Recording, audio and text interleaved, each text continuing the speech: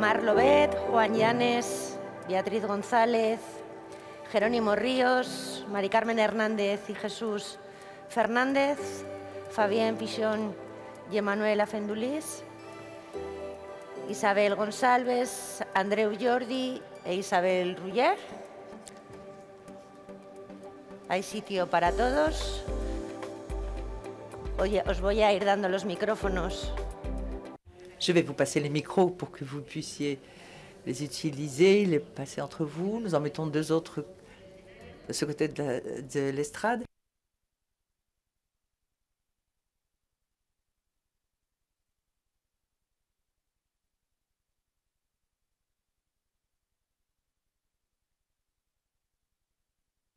Isabelle avec moi, bien sûr.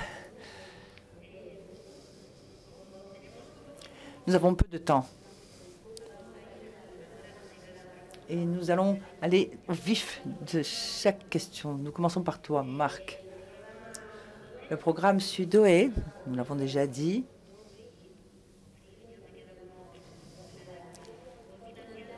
cofinancé par le FEDER. Nous voyons sur l'écran, c'est assis ici plusieurs institutions représentées. Et je voulais te demander, Marc, quel est le rôle de la commission qui gère le programme ? Je vais peut-être indiquer comment on procède, le circuit de communication qu'on a avec l'autorité de gestion et avec vous-même. Ça prend la forme d'un 8. Donc il y a les bénéficiaires, l'information passe par l'autorité de gestion qui nous renvoie l'information, qui retourne vers l'autorité de gestion et revient vers vous. Alors, qu'est-ce qui passe par ce fameux 8 ? Il y a plusieurs aspects et informations qui passent. Le premier, c'est ce qu'on a déjà vu sur le contenu même du programme et la logique d'intervention. Donc, nous, on s'intéresse effectivement de très près si cette logique d'intervention est bien comprise par les bénéficiaires potentiels. À cela s'ajoute aussi qu'on regarde aussi de près si les bénéficiaires potentiels ont bien compris qu'on est bien dans un programme transnational, on n'est pas dans un programme transfrontalier. Et donc les coopérations se répartissent sur l'ensemble du territoire sud-ouest et ne devraient pas trop se concentrer sur une seule région. Donc c'est vraiment, je crois comme Carmen l'a dit, ce profil spécifique du programme sud-ouest. Il y a deux autres concepts importants pour nous, l'efficience et l'efficacité du programme, qui se traduit par l'efficience et l'efficacité de vos projets. Donc efficacité, c'est les résultats que vous allez atteindre, ça se traduit au travers des indicateurs. Donc nous, on va regarder de très près les résultats et ces indicateurs. Donc au moment où vous élaborez vos projets, faites bien attention aux indicateurs que vous allez retenir, faites bien attention aussi aux valeurs que vous allez atteindre. L'efficience, c'est les résultats obtenus aussi, mais en fonction de l'allocation financière. Donc ça rejoint en fait les critères de sélection. Donc la commission regarde de très près aussi ces critères de sélection. Et donc c'est sélectionner les projets qui ont la valeur ajoutée la plus grande.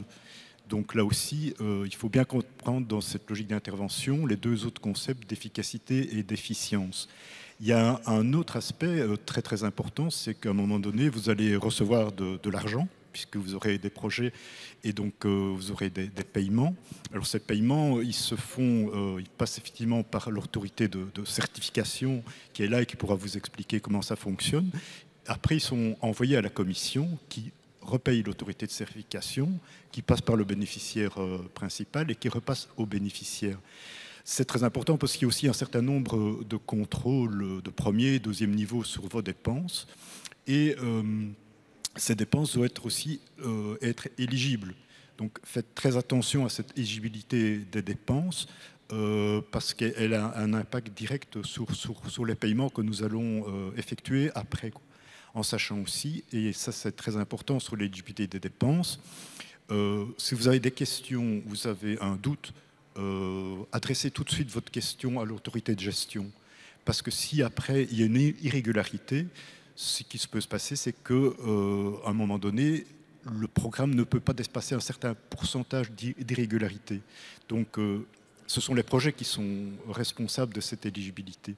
Alors, il faut le savoir, c'est que si on arrive, pour être court, à 2% de dépenses qui ne sont pas éligibles, on peut avoir une interruption de paiement.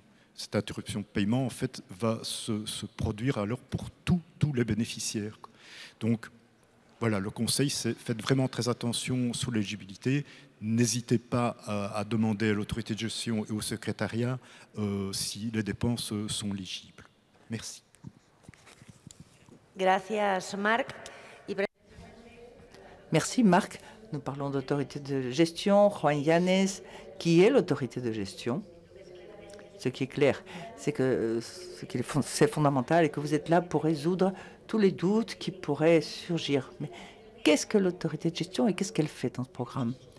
Bien, comme son nom l'indique, c'est la responsable de la gestion du programme.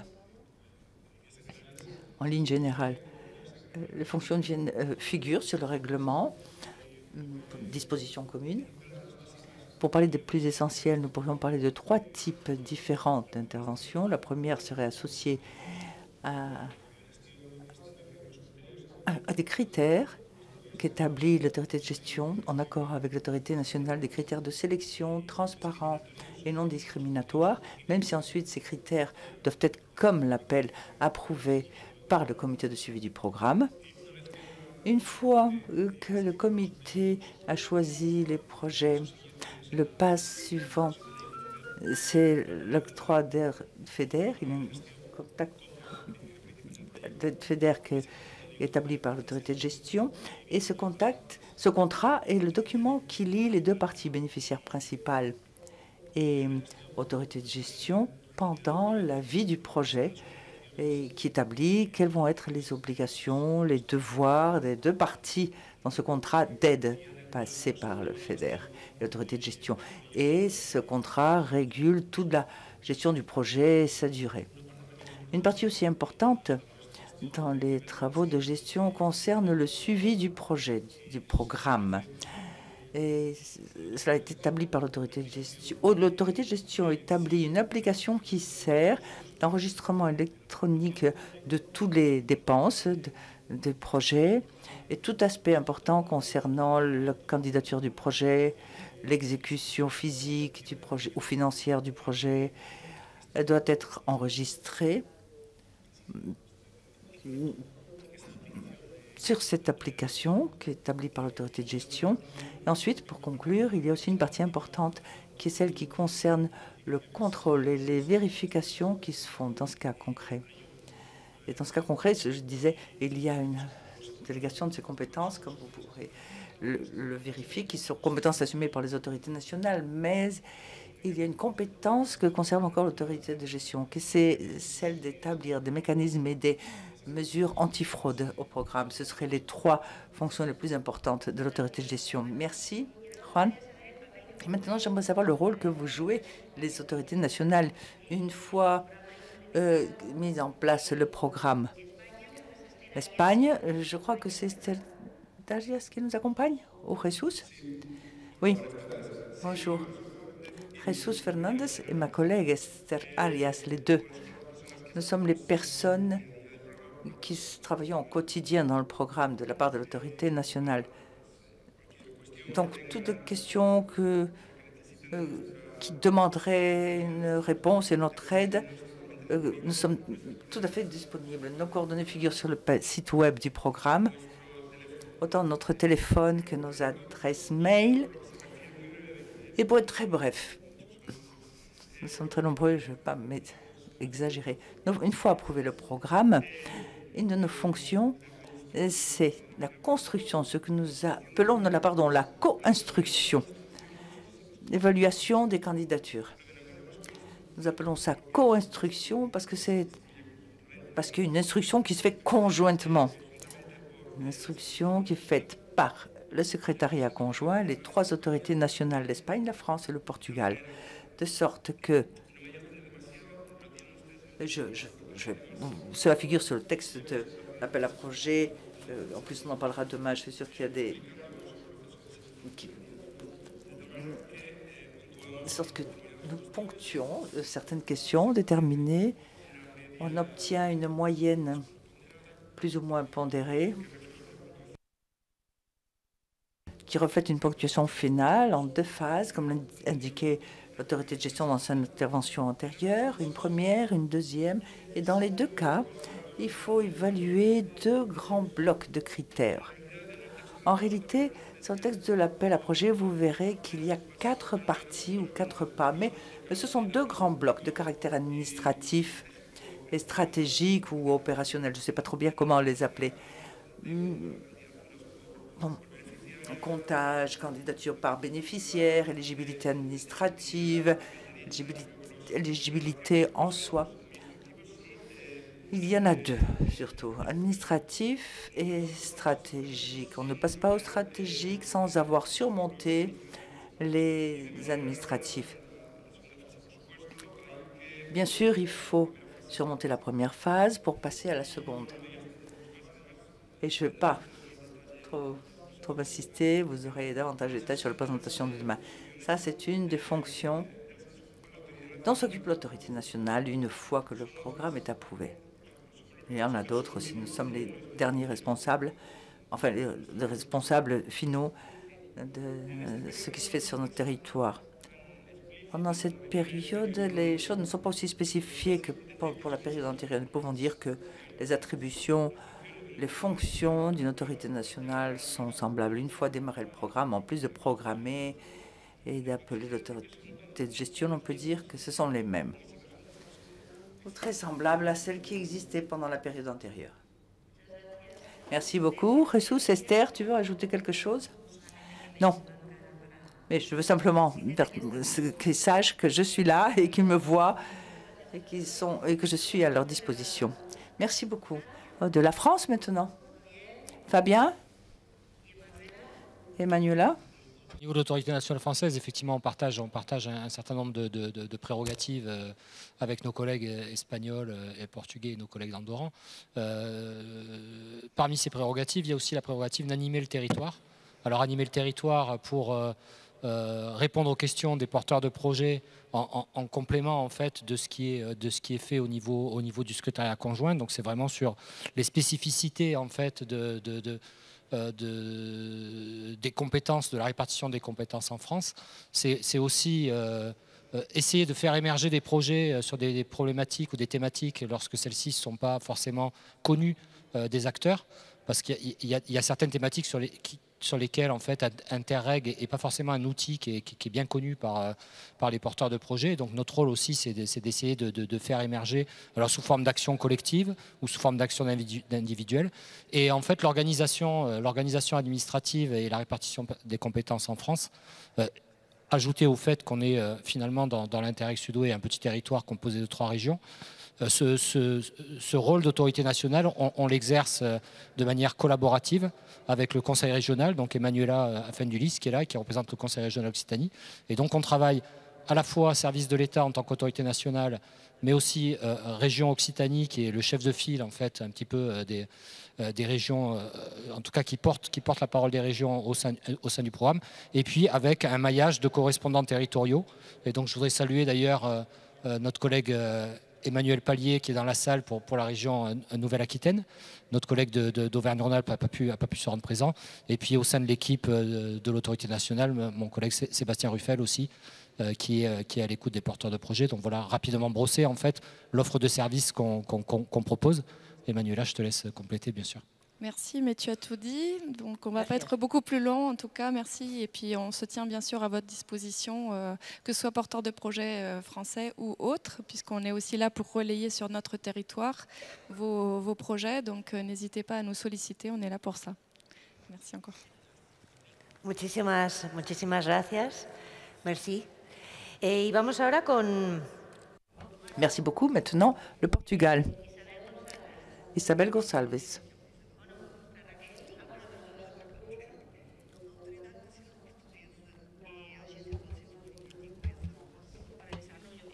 L'autorité nationale vient du ministère régional pour le développement et la cohésion et comme n'importe quelle autorité régionale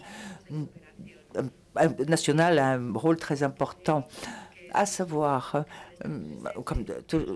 un nouveau qui est celui d'être présent dans les organismes de gestion responsables de la construction, l'approbation des candidatures, le suivi des bénéficiaires tout au long du cycle de vie de la mise en place d'une candidature, à partir du moment où ils ont tous les documents de référence et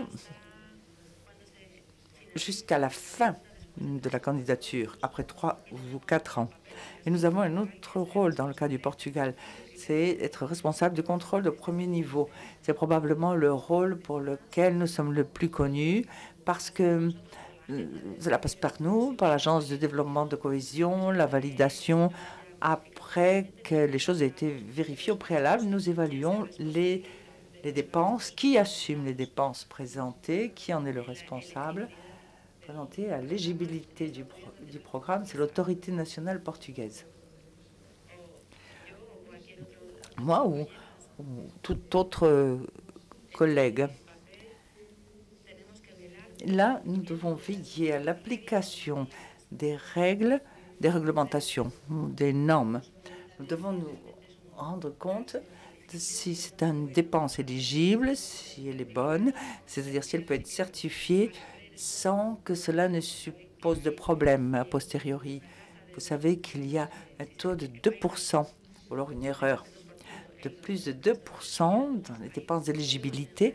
Ensuite, il y a des problèmes pour pouvoir payer, être payé de ces dépenses. C'est un rôle que nous allons continuer à réaliser 2021-2027. Et ensuite, mon collègue aura la possibilité de vous en expliquer davantage sur ce que fait l'autorité nationale. C'est ça exactement, représenter les organismes de gestion et de suivi de programmes, donner des soutiens, d'appui à ses bénéficiaires et après avoir le rôle de responsable des premiers niveaux et le faire dans les 9 autres programmes auxquels participe le Portugal.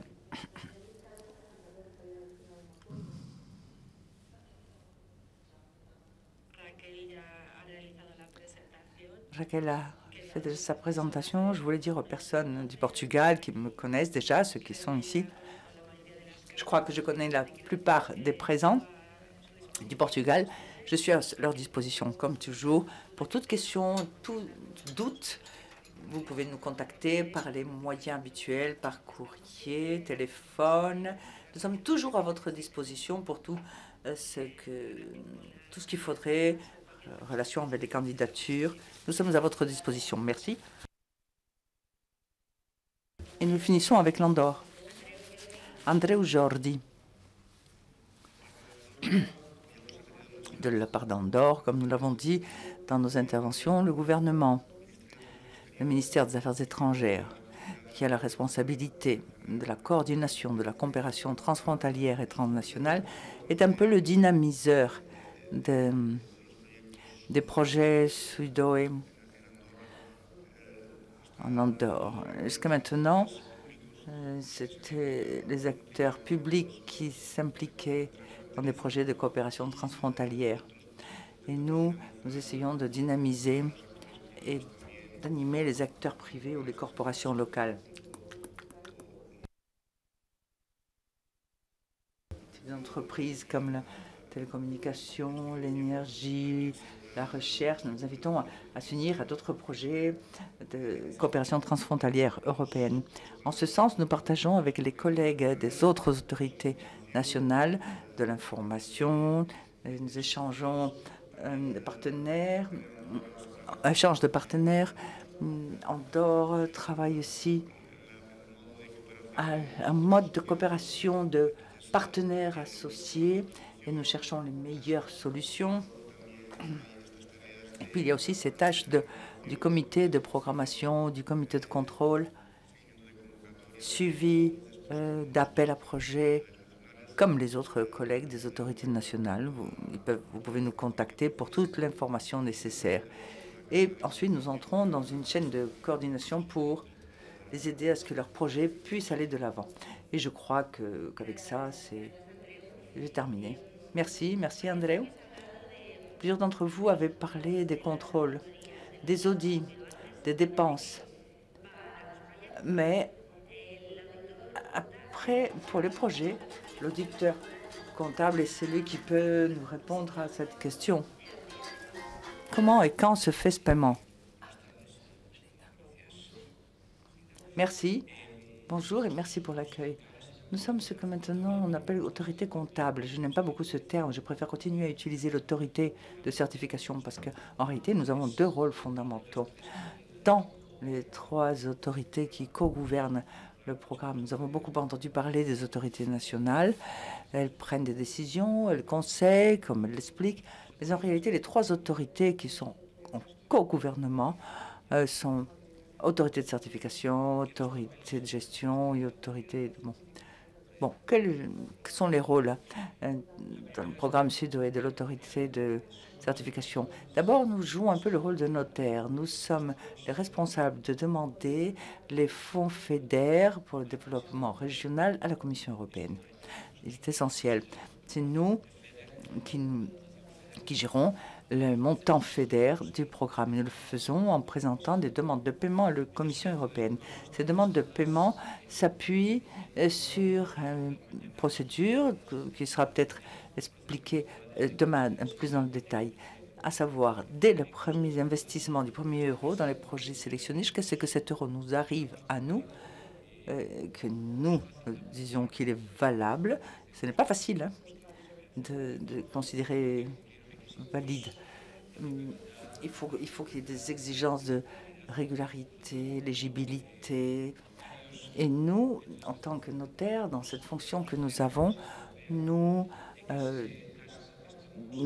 portons ayant droit à la Commission européenne que cette dépense pour laquelle nous demandons le remboursement FEDER est régulière, éligible, tout à fait adaptable à ce qui a été demandé dans le programme. D'accord ?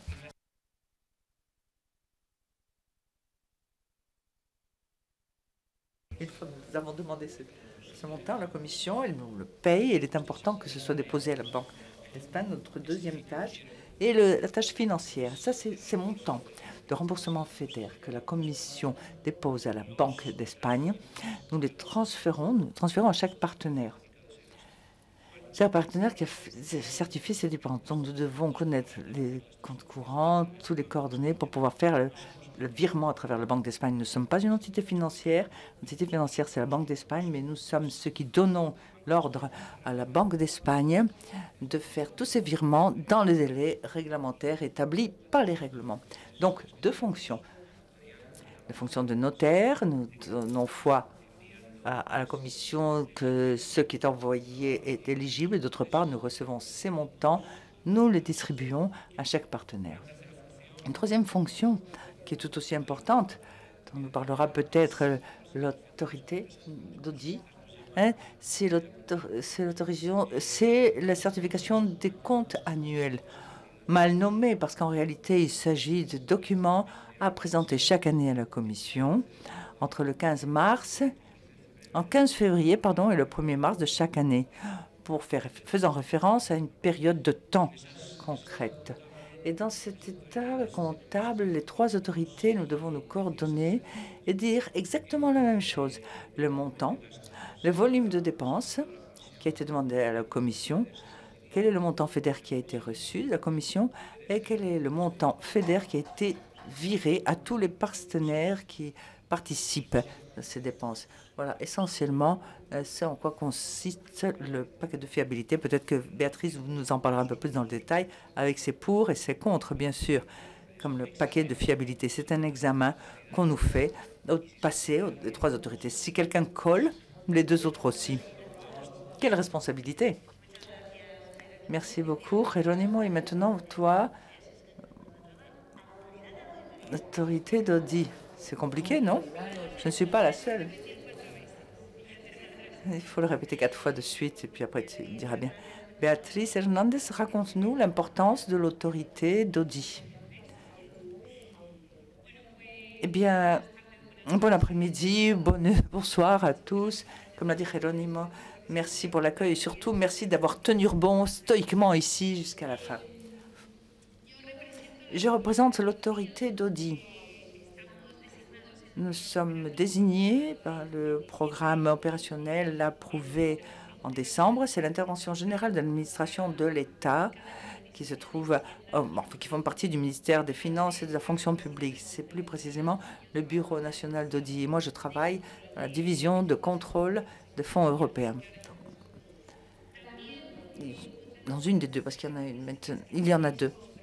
Une des caractéristiques de ces programmes Interreg ou de coopération territoriale européenne, c'est que comme nous parlons de coopération et qu'il y a plusieurs bénéficiaires de différents pays, nous devons... Non, il existe un groupe d'audit, l'autorité de l'audit fait son travail, assisté par un groupe d'auditeurs, desquels forment partie un membre portugais, qui est celui de l'Inspection générale des finances, et un membre français, qui est le CICC. Ne m'obligez pas à dire l'acronyme complet. Quel est notre rôle? Eh bien, notre rôle, l'autorité d'audit, est d'assurer à la Commission, à travers le paquet de fiabilité dont a parlé Jerónimo, de fonctionnement effectif du système de gestion et de contrôle du programme. Et on y arrive comment? Eh bien, à travers des audits. Voilà, de là notre nom, autorité d'audit. Nous réalisons 3 types d'audits. Audit de système, de gestion et de contrôle à toutes les autorités qui sont ici, sauf la Commission qui nous audite à nous. L'audit d'opération qui est fait à vous, les bénéficiaires, une fois que vous serez désigné, que vous aurez un projet approuvé. Et l'audit des comptes, qui est le compte fait par l'autorité de certification ou l'autorité comptable.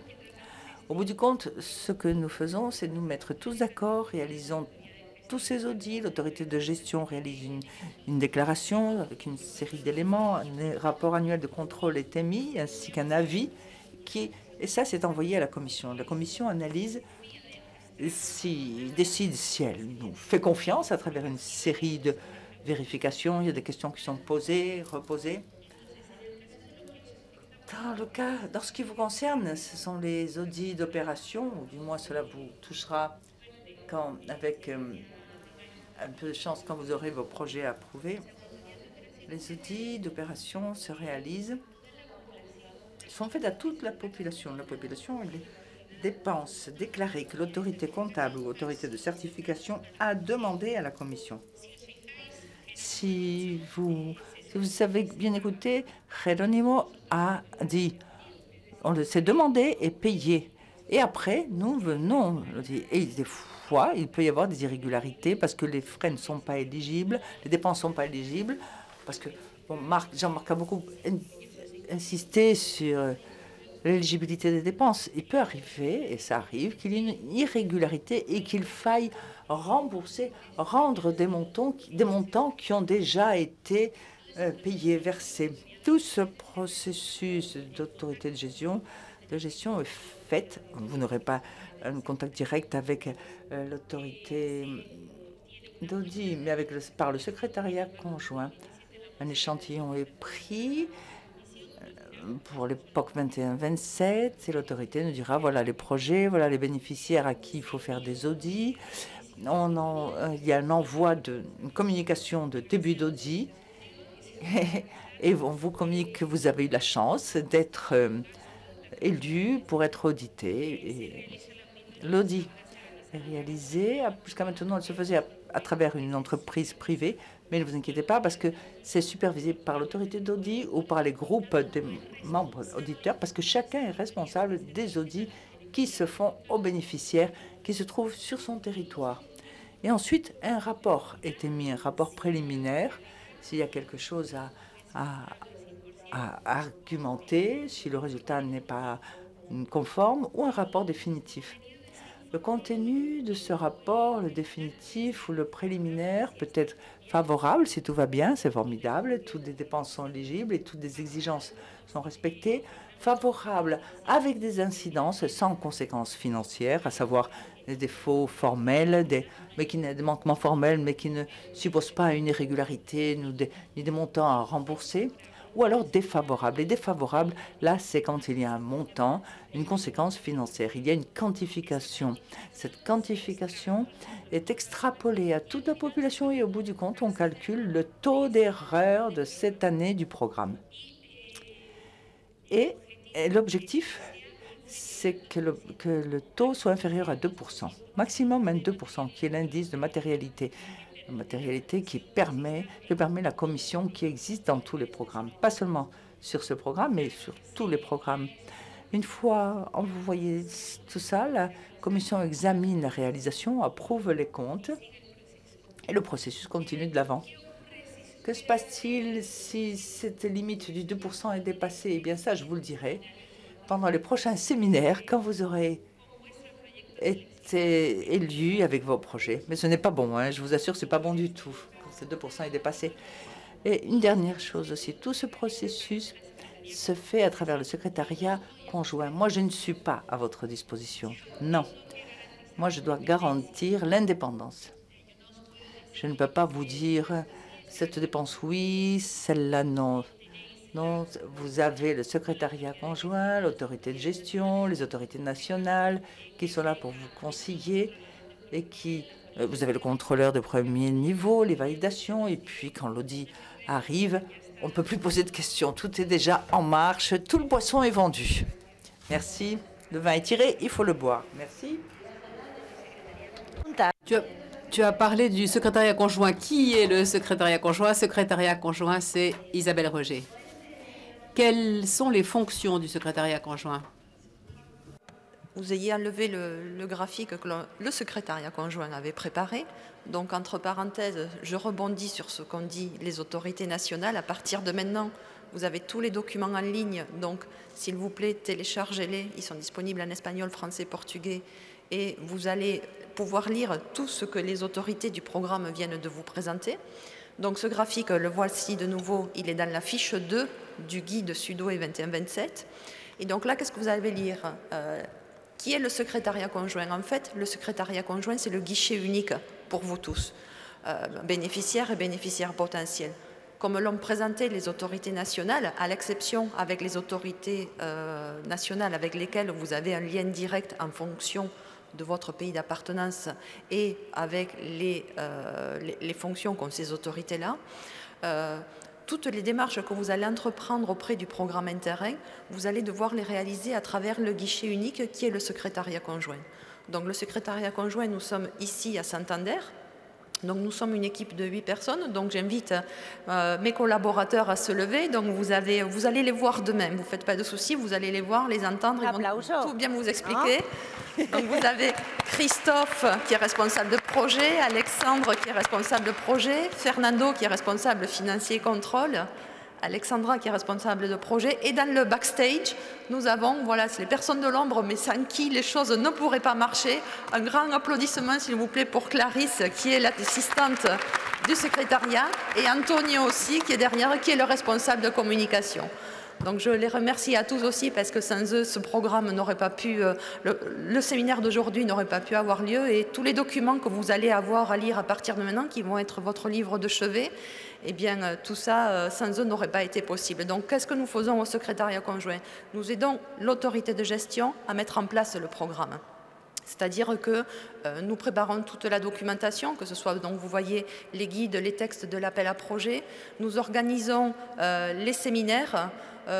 Nous faisons en fait tout ce qui va vous être présenté demain, tous les outils que nous mettons à votre disposition, eh bien tout est pensé et créé et mis en place par le secrétariat conjoint. C'est notre fonction essentielle, en fait, si vous voulez. Nous sommes au cœur de l'engrenage et où nous mettons en place un peu tout ce qu'il y a à faire. Qu'est-ce qu'on fait aussi? On fournit un appui technique au comité. Donc, vous voyez sur le petit graphique qu'il y a 2 comités. Donc, on vous en parlera un peu plus tard aussi. C'est le comité de suivi qui est en fait l'organe de gestion stratégique du programme. C'est l'organe qui approuve, par exemple, le texte de l'appel à projet, les critères de sélection. Mais également le comité de pilotage, c'est le comité qui va sélectionner vos projets. Donc nous préparons toute la documentation également pour ces comités-là.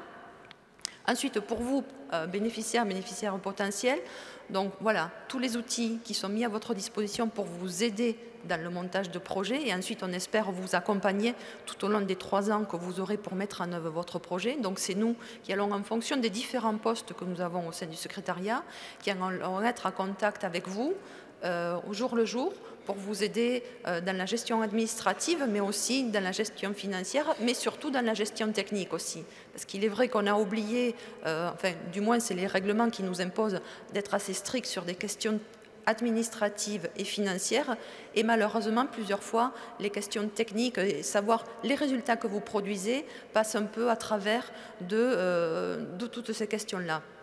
Donc là, dans cette nouvelle période de programmation, on est en train d'essayer d'innover et d'améliorer aussi le contenu de notre suivi de projet. Donc, espérons qu'on pourra mieux vous appuyer sur la gestion de votre projet, la mise en œuvre et surtout pour faire ressortir les résultats, ce qui est très important pour que vos projets puissent avoir un plus grand impact sur le territoire.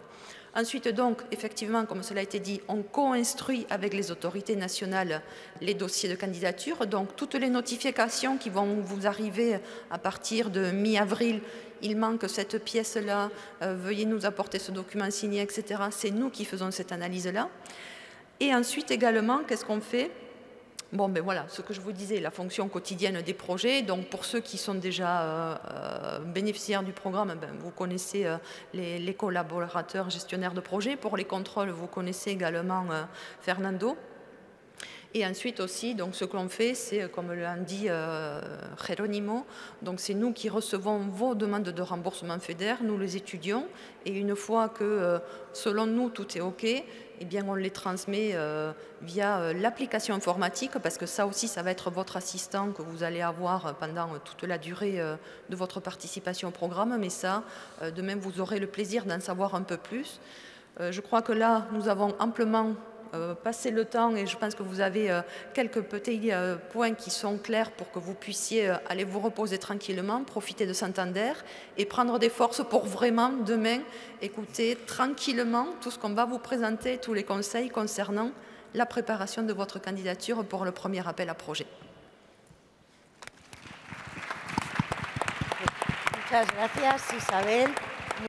Merci Isabelle. Merci, comme je le disais tout à l'heure, merci à tous et à chacune pour le travail que vous réalisez, car la vie de nos citoyens, des citoyennes de ces 4 régions européennes sont beaucoup plus riches et enrichissantes grâce à votre travail. Et à tous les autres, bonne soirée, profitez bien de la soirée à Santander. Demain, 9 h du matin, nous nous retrouvons ici même. Bonne nuit, bonne soirée.